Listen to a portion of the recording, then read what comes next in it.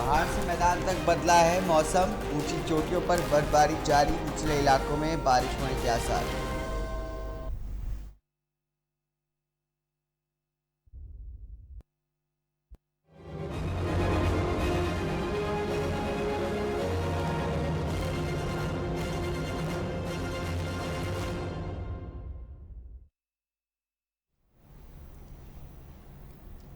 नमस्कार, स्वागत है आपका न्यूज लाइव में। मैं हूं आपके साथ हारिस। देश के अधिकतर हिस्सों में पिछले कई दिनों से बारिश और तेज हवाओं के चलते मौसम खुशनुमा बना हुआ है।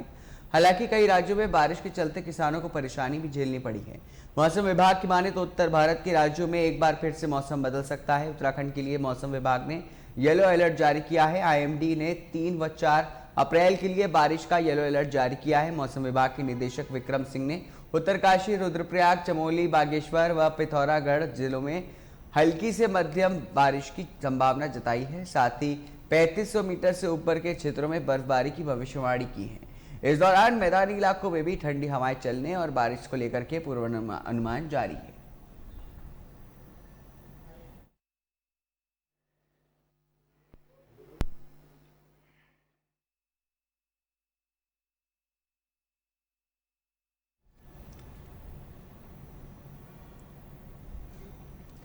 वहीं निकाय और लोकसभा चुनाव से पहले कांग्रेस पार्टी अपने संगठन को मजबूत करने का काम कर रही है। कांग्रेस के प्रदेश नेतृत्व द्वारा अभी हाल ही में पूर्व पालिका अध्यक्ष रहे वरिष्ठ कांग्रेसी नेता सतपाल ब्रह्मचारी को हरिद्वार शहर के महानगर अध्यक्ष पद की जिम्मेदारी सौंपी है।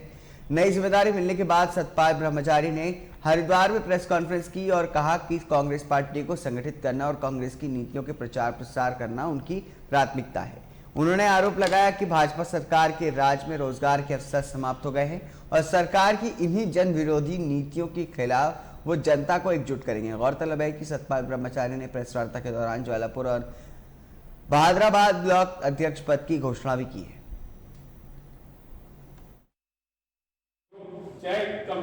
कांग्रेस को स्थापित करना, संगठित करना और कांग्रेस की जो भावनाएं हैं उनको सभी संगठनों को, सभी समाज के वर्गों को अवगत कराना। कांग्रेस ने क्या क्या देश को दिया, क्या क्या प्रदेश को दिया और क्या क्या रोजगार जो भारत सरकार ने बंद कर दिए हैं। आप एक उदाहरण है, छोटा सा नगर पालिका क्या नगर निगम, HDA, ये BHL के जो सरकारी जो ऑफिस होते थे उनमें चपड़ासी की नौकरी मिल जाती। चपड़ासी, बाबू, क्लरिकल, पानी पिलाने वाला, सफाई वाला, ड्राइवर, केवल और केवल पूरे देश में ये नौकरियां अगर किसी ने बंद की हैं, गरीब आदमी का रोजगार बंद किया है, तो भारतीय जनता पार्टी की सरकार ने सबसे पहले ये काम किया, पाबंदी लगाई है, उसको कहीं आउटसोर्सिंग कर दिया, कहीं प्राइवेट को दे दिया। अरे गरीब आदमी को रोजगार वही तो मिलता था। महानगर की कांग्रेस, जिले की कांग्रेस, प्रदेश की कांग्रेस की एक ही मांग है कि ये प्रतिबंध हटना चाहिए, गरीब को रोजगार मिलना चाहिए, ये हमारा ध्येय है।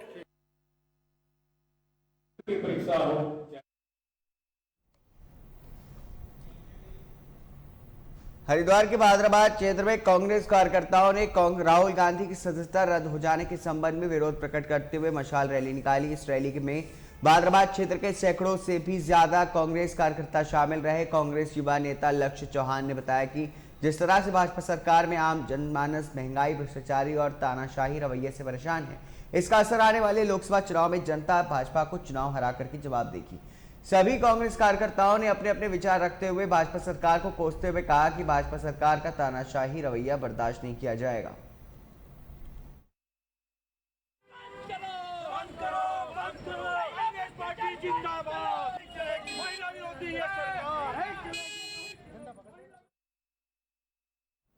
रुड़की में पूर्व सैनिकों ने वन रैंक पेंशन में अनेक विसंगतियों होने की बात कहते हुए विसंगतियों को दूर करने की मांग की है। वहीं प्रदर्शन करते हुए पूर्व सैनिकों ने केंद्र सरकार के खिलाफ नारेबाजी की। पूर्व सैनिकों ने कहा कि उनकी पेंशन की विसंगतियों को जल्द से दूर नहीं किया गया तो 2024 के लोकसभा चुनाव में भाजपा को इसका खामियाजा भुगतना पड़ेगा।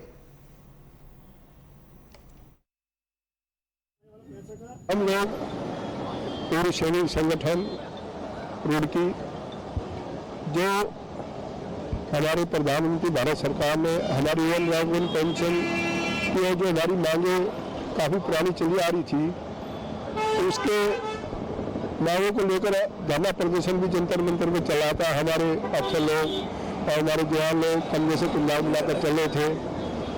उन्हीं मांगों की बाबत उन मांगों को प्रधानमंत्री ने पूरा किया, लेकिन उन मांगों में हमारे जो यहाँ के कमांडर थे जनरल सतबीर सिंह जी और जो हमारा कमीशन गठित हुआ था पे कमीशन, इनमें बहुत ही त्रुटियाँ रह गई हैं। इन लोगों ने हम लोगों को ठगा है और पूरा बेनिफिट अपना लिया है। भारत सरकार को, कमीशन को इस बारे में नहीं मैंने अवगत कराया कि जिससे जवानों का भी फायदा हो सके। जवान नायक होमगार्ड, नायक सूबेदार मेजर तक उन लोगों को भारी नुकसान हुआ है कि मैं तो कहूँगा कि उन लोगों को 10% जो है ना मिला है इस आरोपी का, 90% अक्सर लोग खा गए। और इन्होंने भारत सरकार को भी, प्रधानमंत्री को, राज्य मंत्री को, पूरे कमीशन को इन लोगों ने गुमराह किया है। ऐसी जरूरत को लेकर, ऐसी पीड़ा को लेकर हम लोग पूरी सैनिक एक शांत स्वभाव से रहने वाले हैं, लेकिन हमारी मजबूरी थी जो यहाँ से हमें ज्ञापन देने के लिए आना पड़ा। हमने आज अपने एसडीएम महोदय को ज्ञापन दिया है ताकि वो ज्ञापन हमारा राष्ट्रपति महोदय जी को, प्रधानमंत्री जी को, रक्षा मंत्री जी को और हमारे रक्षा राज्य मंत्री अजय भट्ट जी को उनके पास जा सके। और हमें पूर्ण विश्वास है कि हमारी इस मांगों को, इस हमारे दर्द को, पीड़ा को जरूर महसूस करेंगे और हमारी इन मांग में जो कमियाँ रह गई है OROP में इसको अवश्य पूरा करें। OROP 2014 में रेवाड़ी की रैली में माननीय प्रधानमंत्री नरेंद्र मोदी जी ने अनाउंस किया था कि ये OROP ORJCO के लिए ही होगी। इसके बाद में OROP माननीय प्रधानमंत्री जी बनने के बाद नरेंद्र मोदी जी ने ये घोषणा की थी, लेकिन OROP 1 में भी वही रहा, OROP 2 में भी वही विसंगति रही। OROP एक्चुअल में ORJCO के लिए थी, बट इसका जो बेनिफिट है वो पूरा का पूरा अफसर्स के लिए गया। हमारी विधवा, वीरांगना जो शहीद होते हैं युद्ध में, इसके बाद में जो डिसेबिलिटी पेंशन है, इनमें सब में डिफरेंस है। इसके बाद 7th पे कमीशन में जो फार्मूला लागू किया गया, उसका जो फार्मूला है ORJCO के लिए अलग, अफसर्स के लिए अलग, जो कि ये विसंगतियाँ हैं, उन्हीं विसंगतियों को दूर करने की मांग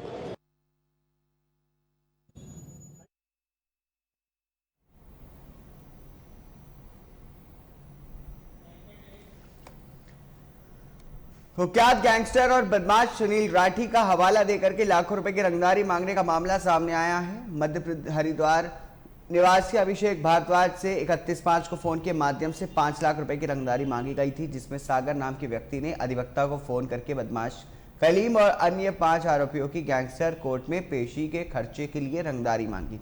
जिसके बाद मामले की गंभीरता को देखते हुए अधिवक्ता अभिषेक भारद्वाज ने 6 नामजद लोगों पर सिटकुल थाने में मुकदमा दर्ज करवाया और वहीं पुलिस द्वारा भी टीम गठित करके मामले की जांच शुरू कर दी। एक कल ही ये प्रकरण प्रकाश में आया, उसमें तत्काल प्रभाव से मुकदमा दर्ज कर लिया गया है और उसमें विवेचना की जा रही है। जो हमारे विक्टिम हैं वो एक वकील हैं, उन्होंने एक तहरीर दी थी कि उनसे किसी ने फ़ोन पे रंगदारी की डिमांड की और इसमें राठी का नाम आ रहा है सामने, लेकिन जो जांच में प्रथम दृष्टया आया वो नाम तो लिया गया, लेकिन कोई अन्य है, उस पर हमारी टीम का गठन किया जा चुका है और इसमें जल्दी ही चीज़ों का खुलासा होगा कि एक्चुअल में वो किसके द्वारा डिमांड की गई थी और क्या डिमांड की गई थी। कितने लोगों के खिलाफ मुकदमा दर्ज हुआ है?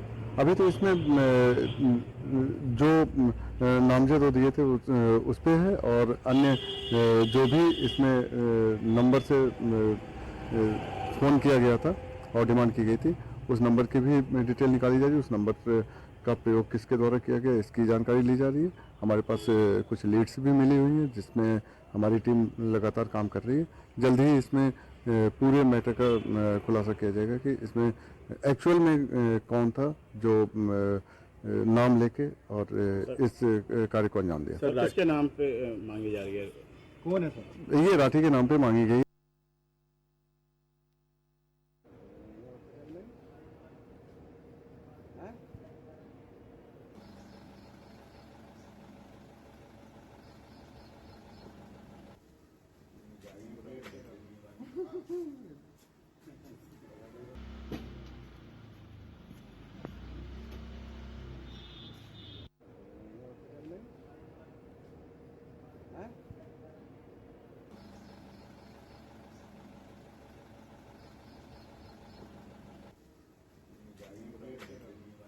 वहीं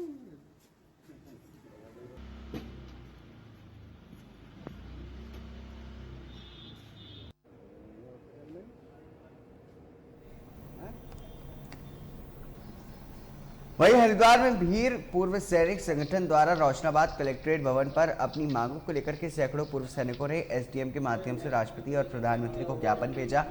इस दौरान पूर्व सूबेदार कोमल सिंह राठौर ने कहा कि भारतीय सेना में विभिन्न संगतियों एवं one rank one pension fitment factor सबका एक हो, विधवा पेंशन समान किया जाए सहित विभिन्न मांगों को लेकर के पूर्व सैनिकों द्वारा देशव्यापी रैली का आयोजन किया जा रहा है। इसलिए कलेक्ट्रेट भवन पर पूर्व सैनिक, वीरांगना एवं वीर नारियों की रैली निकाली गई, जिससे सरकार से अपनी मांगों को लेकर के एसडीएम के माध्यम से राष्ट्रपति, प्रधानमंत्री, रक्षा मंत्री को ज्ञापन भेजा गया है। हमारे साथ जो OROP 2 का रिवाइज हुआ आर्मी में, उसमें बहुत सारी विसंगतियां हैं। उसके रिगार्डिंग आज हम अपना ज्ञापन डीएम साहब को सौंपने वाले हैं। जैसे भी इसी के रिगार्डिंग जंतर मंतर पर लास्ट 45 दिन से जो धरना चल रहा है, उसमें आज हम ऑल इंडिया लेवल पर डीएम ऑफिस में इसके ज्ञापन देने के लिए एकत्रित हुए हैं। उसमें सबसे हमारा मेन मुद्दा है जो OROP 2 में हमारे साथ भेदभाव किया गया है। जिस हिसाब से चाहे हमारा 3 ग्रुप में आता है हमारा पेमेंट, जैसे अफसर लेवल का है, उन्होंने 2.81 से इसको रिवाइज किया है और हमारे को 2.51 से रिवाइज किया हुआ है। तो उसके बाद चाहे फैमिली पेंशन हो, डिसेबिलिटी हो, गैलेंट्री का हो, सभी में हमारे साथ एक समान रेशो से पेमेंट बढ़ाया नहीं है। अफसरों का कर दिया है 600-700 गुना कर दिया है, हमारा लगभग डबल हुआ है, 3 गुना हुआ है। तो लास्ट में हमारे साथ पेमेंट में हमारा बहुत वेरिएशन आ गया। उसके बाद जैसे हमारा लेटेस्ट में जो भी पेंशन आ रहा है, उसको जो OROP 2 का सबसे पहले मेन मुद्दा ये था कि जो पहले पेंशनर आते हैं उसका पेंशन कम होता था और जो नए आते थे उसमें रिवाइज होके वो ज्यादा, थोड़ा बहुत ज्यादा लेता था। लेकिन अभी उल्टा हो रहा है, जो नए पेंशन आ रहे हैं उनका पेंशन बहुत कम आ रहा है और वो पुराने तक भी नहीं पहुंच पा रहे। तो हमारे को ये OROP 2 उल्टा हो गया है, जिसमें कि पहले वालों को हमारे साथ आना चाहिए था जो पहले पेंशनर है, लेकिन अभी ये उल्टा कर दिया गवर्नमेंट ने। गवर्नमेंट ने नहीं किया है, ये सब अफसर लेवल में हुआ है। हमारे पीठ पीछे इन्होंने क्या हमारे को बोलते हैं और पेपरों में कार्रवाई और कुछ हो रही है।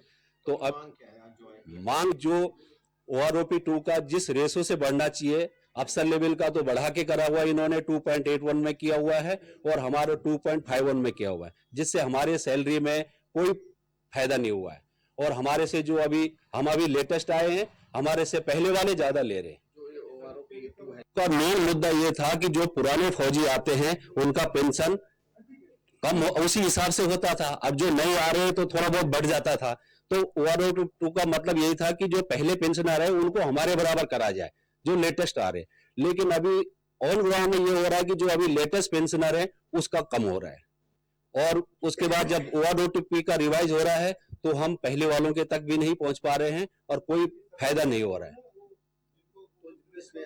2006 से ये प्रॉब्लम है, 2006 से लागू है। जब पहला पे कमीशन हुआ था उसमें भी हमारे साथ भेदभाव हुआ है, उसमें भी हमारे को उसी रेशो से हर अलाउंसेस इफेक्टेड नहीं करे जिस हिसाब से अफसरों ने उसमें अपने लिए बढ़ाया हुआ है। मांगे पूरी नहीं रहेंगे। जैसे आज हम डीएम ऑफिस में अपना ज्ञापन सौंपेंगे, ये धरना ज्ञापन ऑल इंडिया लेवल में चल रहा है, हर जगह डीएम ऑफिस में आज का ये हमारा वो था टारगेट। उसके बाद जंतर मंतर पे धरना चल रहा हमारा 20 फरवरी से चल रहा है कंटिन्यू।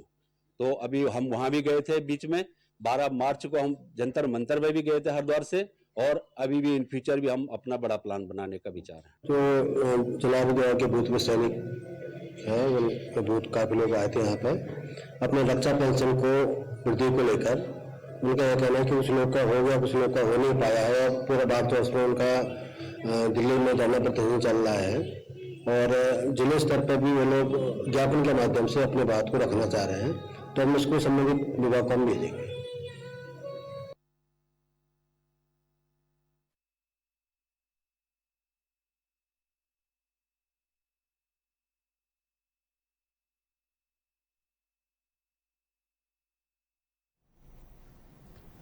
हरिद्वार के ब्लॉक बहादुराबाद में पानी निकासी की कोई भी व्यवस्था नहीं होने से मीनाक्षीपुरम कॉलोनी के लोग परेशान हैं। हालांकि इस कॉलोनी को मानकों के अनुरूप काटे जाने को लेकर के एचआरडीए के द्वारा इस कॉलोनी को पहले ही सील कर दिया गया था, लेकिन एचआरडीए की सील को ताक पर रख करके प्रॉपर्टी डीलर ने भोले भाले लोगों को लुभावने सपने दिखा करके कॉलोनी की प्लॉटिंग बेच दी, लेकिन जल निकासी की व्यवस्था नहीं कर पाए, जिसके चलते सड़कों से लेकर के घरों तक जलभराव की स्थिति बढ़ती जा रही है और पूरी कॉलोनी धीरे धीरे तालाब में तब्दील होती जा रही है। हमारे साथ जो समाधान ये चाहते हैं कि हम लोग का निकास हो जाए पानी का। जो हमारे बच्चे स्कूल पीछे जा रहे हैं, मार्केट है, हम लोग मार्केट भी नहीं जा पा रहे, इतनी पानी भरी हुई है कि सबके घरों में पानी जा रही है। अभी कुछ 2 दिन पहले बारिश होगी, पूरे घर में पानी है, पीछे आप देख सकते हो। हमें ये बताया गया था कि उस टाइम आप प्लॉट लोगे तो आपको निकासी हो जाएगी, सब कुछ हो जाएगा, लेकिन कुछ मिल नहीं रहा है। हम लोग धक्के खा रहे फिर रहे। यहाँ पे एसडीएम के पास गए, पहले ये बोले कि आपको पाइपलाइन भी जाएगा, उसके बाद आपका नाली हो जाएगा। आप उन लोग ने मना कर दिए कि हम तो सरकारी पानी लेंगे, आप लोग का पानी ले लेंगे। आगे वाले कॉलोनी बोले उनसे बात कराओ, रवि चौहान उनसे बात करने के राजी नहीं हो रहे। सुखबीर है, सुखबीर उनको बुलाओ, कोई आता नहीं यहाँ पे। मतलब हम लोग तो एकदम नर्वस हो गए, कहीं जाएगी या कुछ भी नहीं हो रहा है यहाँ पे। सारे हमने परेशान हो गए एकदम। एक कहाँ पैसे लगा के आदमी कहाँ से पैसे इकट्ठा करके जमीन लिया, अब करे पैसे इकट्ठा करो, कहाँ से हम लोग पैसे इकट्ठा करें। और उन्होंने हमको बताया था कि यहाँ पानी की व्यवस्था, बिजली की व्यवस्था, सड़क की व्यवस्था है, और हम लोग बाहर से आकर यहाँ किसी न किसी तरह अपना हिसाब किताब बना के फिर प्लाट खरीद लिए। इतनी जानकारी नहीं थी कि यहाँ कुछ व्यवस्था नहीं है। और प्लाट खरीदने के बाद हम लोग मकान बना लिए। मकान बनाने के बाद अब क्या स्थिति है कि पूरा सड़क जो है पानी से भरा रहता है, पीछे पानी भर जाता है, इधर बच्चों को आने जाने में तकलीफ, डेंगू हो जा रहा है बच्चों को, स्कूल नहीं जा पा रहे हैं बच्चे। और प्रधान के यहाँ गया, वहाँ से कोई सुनवाई नहीं, थाने में गया, वहाँ कोई सुनवाई नहीं, या डीएम साहब के पास गया, वहाँ कोई सुनवाई नहीं। उसके बाद सर कुछ मतलब आदमी से संपर्क किया गया, विधायक साहब के पास हम लोगों की बात पहुंची, वहाँ भी कुछ सुनवाई नहीं मिली। जिला पंचायत में भी सुनवाई नहीं मिली। सब जगह करने के बाद हम लोग पूरी कॉलोनी वासी सर हम बहुत परेशान हैं। हम उनके यहाँ धरना देने जाते हैं, वो कहते हैं कि आप लोग यहाँ से चले जाओ और मैं कल आऊंगा। और ऐसा करके सर वो आज कम से कम 1 साल हो जा रहा है सर। बहुत परेशानी है, इसका समाधान कराइए। अगर इन समस्याओं का समाधान नहीं होता, हम समस्त कॉलोनी वासी मीनाक्षीपुरम के यहाँ धरना प्रदर्शन करेंगे। बीवी बच्चों के साथ हम यहाँ पर बैठेंगे, भूख हड़ताल भी करेंगे। हम पूरे शासन प्रशासन और जितने भी यहाँ के मूल निवासी लोग हैं रावली महदूद के, उन्होंने चारों तरफ से इस कॉलोनी को सील किया है, पानी को बंद किया हुआ है। अगर हम प्रशासन के पास जाते हैं, प्रशासन कहता है कि अपने गांव के प्रधान को लाओ, और प्रधान को अगर बोलते हैं तो प्रधान जी कहते हैं कि आप उससे बात करो जिससे प्लाट खरीदा है। अगर उसके पास जाते हैं वो कहता है कि आपने मुझसे थोड़ा ना प्लाट लिया, मैंने तो वहां बिल्डर डीलर बिठाया था, उससे प्लाट लिया है, उससे बात करो। तो ये बात घूम फिर के हम पिछले 1 साल से समस्या को झेल रहे हैं। आज पानी की स्थिति यह है कि हमारे घरों में घुस चुका है पानी। आप लोगों ने देख ही लिया, आपको दिखाया है इधर पीछे हमने। और डेली यहाँ पर झगड़ा होता है, कभी इसका बच्चा गिर गया, कभी उसका बच्चा गिर गया, और बीमारी इतनी है कि बच्चे बहुत ज्यादा बीमार पड़ रहे हैं इससे। कॉलोनी जब रवि चौहान जी ने काटा, हमने जब मकान बनाए, मकान बनने के बाद हमारे पास एक नोटिस आया है कि यह कॉलोनी एचआरडी अप्रूव नहीं है, आपके मकानों को सील किया जाएगा। तब हम रवि चौहान जी के पास गए। रवि चौहान जी ने पता नहीं उसमें क्या हुआ है क्या नहीं हुआ है, वो अब नोटिस दोबारा से नहीं आया और ना वो लोग यहाँ पे आ रहे हैं अभी, बट एक बार नोटिस आया है यहाँ पे। देखो हमारे को ये बता था 143 बताया था, हमको ये नहीं पता 143 अप्रूव्ड है क्या है। हम प्राइवेट जॉब करते हैं, हम इधर आए, लोन पे हमने मकान बनाया हुआ है, पीएनबी से लोन लिया हुआ है, पूरा मकान हमने लोन पे बनाया है।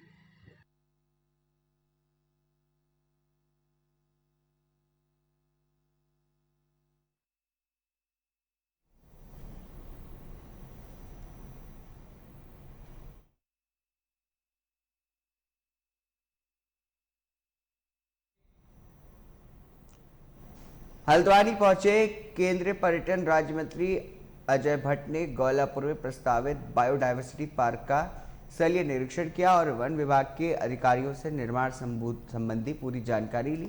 अधिकारियों ने बताया कि 42 हेक्टेयर भूमि पर बायोडायवर्सिटी पार्क प्रस्तावित है, जिसमें कई जैव विविधताओं की वनस्पतियों के साथ ही पर्यटन को आकर्षक बनाए जाने को लेकर के कार्रवाई गतिमान है। इस दौरान केंद्रीय पर्यटन राज्य मंत्री अजय भट्ट ने कहा कि दूरदराज से आने वाले पर्यटकों के लिए हल्द्वानी में कोई टूरिस्ट डेस्टिनेशन नहीं है, इसलिए सरकार बायोडायवर्सिटी पार्क और उसके बाद जू का निर्माण करेगी, जिससे कि दूरदराज से आने वाले पर्यटकों को हल्द्वानी में एक पर्यटन का डेस्टिनेशन मिलेगा और कई प्रकार की वनस्पतियों और बेहतर टूरिस्ट डेस्टिनेशन से घूम करके आनंद ले सकते हैं। 90 हेक्टेयर, जिसमें से लगभग 40 या 42 हेक्टेयर भूमि पर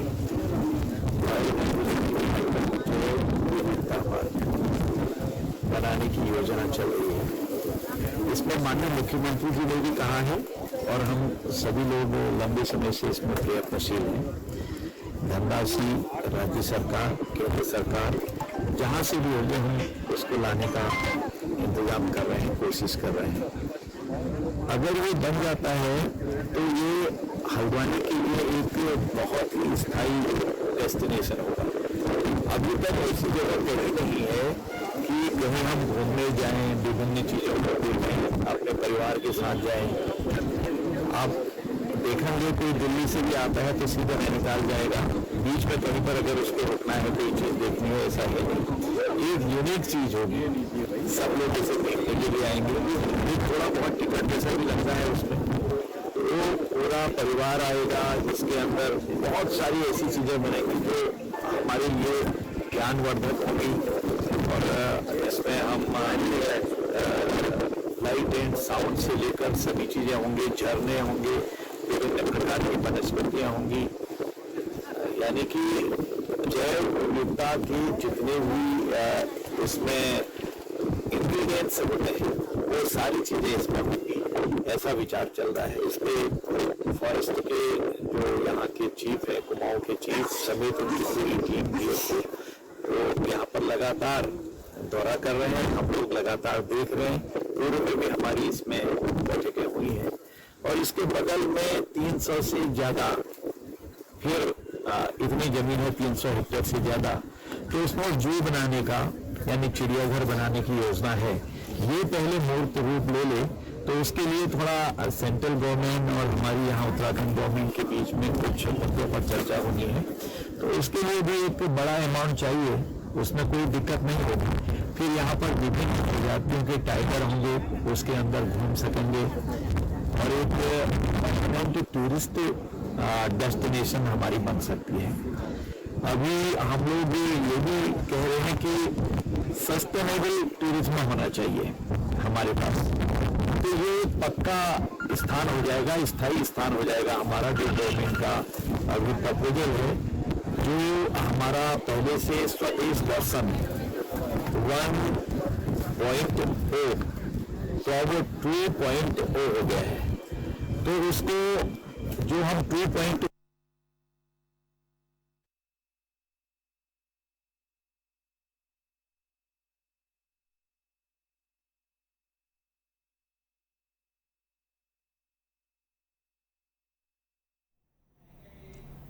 लालकुआं में राष्ट्रीय सेवा योजना शिविर के 5वें दिन दर्जनों छात्र छात्राओं ने जन जागरूकता रैली निकाली, जिसमें एनएसएस के छात्रों ने ग्रामीण क्षेत्रों में घूम घूम करके स्वच्छता के प्रति जागरूक किया। वहीं जयपुर कीमा ग्राम सभा से ग्राफिक एरा हिल यूनिवर्सिटी के सहयोग से पर्यावरण को लेकर के 1 दर्जन से अधिक स्लोगन बोर्ड सार्वजनिक स्थानों पर लगाए गए, जिसके बाद ग्रीन पार्क में पौधारोपण किया गया। क्यों पढ़ा रहे हैं?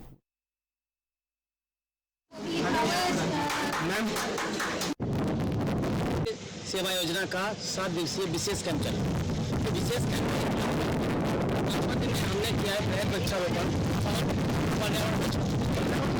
हमने प्लास्टिक से लोगों को जागरूक किया कि प्लास्टिक का यूज मिनिमाइज करें, अगर हो सके तो जीरो करें, जिससे कि हमारे जो ग्लोबल वार्मिंग दुनिया की समस्याएं आ रही हैं सबसे बचा जा सके। उसी के तहत आज वृक्षारोपण और प्लास्टिक से दूर है इस अभियान को किया गया है। तो पहले तो मैं यही चाहेंगे कि हम समाज से सिर्फ हम लेते रहते हैं, हमें देने का भी फर्ज बनता है। तो उसके लिए आज हमने बनाया हुआ है कि पर्यावरण बचाओ, उसके लिए हम पेड़ पौधे लगाएंगे, जिससे कि जितनी ज़्यादा हमारी पृथ्वी हरियाली के साथ रहेगी उतना ही हमारी जो मिट्टी कट रही है।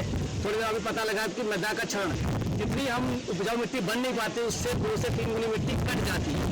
वो बर्बाद चली जाती है, तो हम मिट्टी को बचाना है। जब हमारी मृदा बचेगी तभी हम इस पृथ्वी पर जीवित रह सकते हैं। ये संदेश सबसे पहले दे रहे हैं हम एनएसएस के कैंप के द्वारा। यूनिवर्सिटी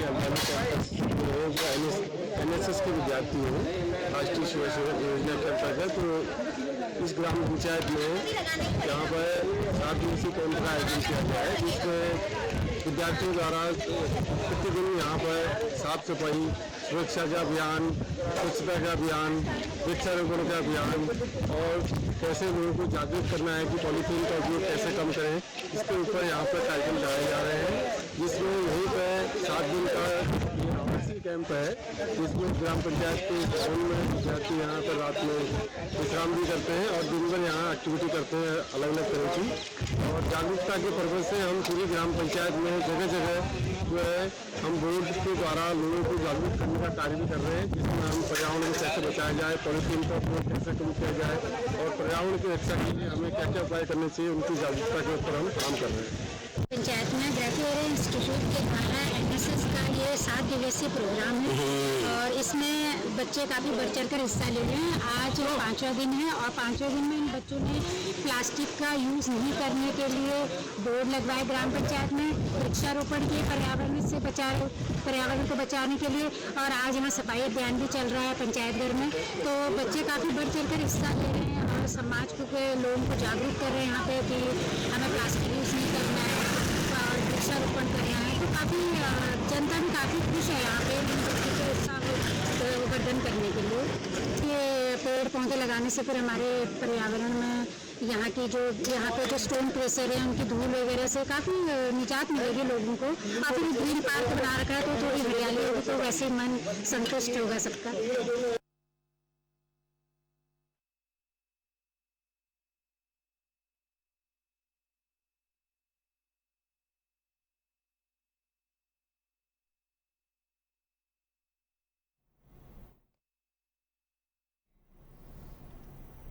इन्हीं खबरों के साथ इस बुलेटिन में इतना ही। नमस्कार।